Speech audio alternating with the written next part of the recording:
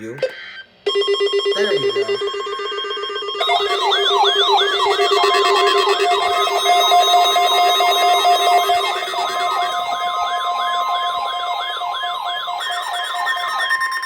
Required weekly test.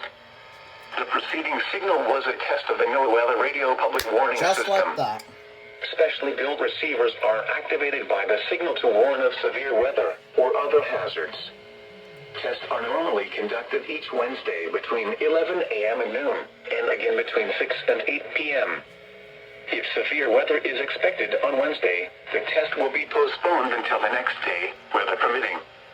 Reception of this broadcast, and especially the warning signals, can vary at any given location.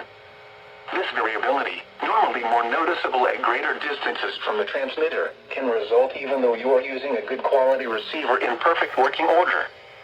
Warning alarm tones are activated on transmitters for counties where the signal is reliably received, in sufficient strength for consistent and dependable service.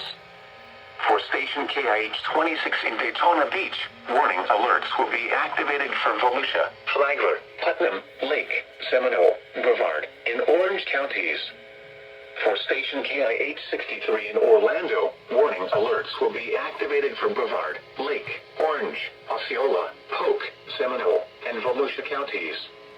For station WXJ70 in Melbourne, warning alerts will be activated for Brevard, Indian River, Orange, and Osceola counties.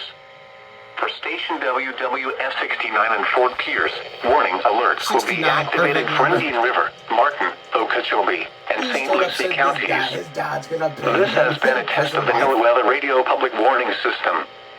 We now return to the regular broadcast program.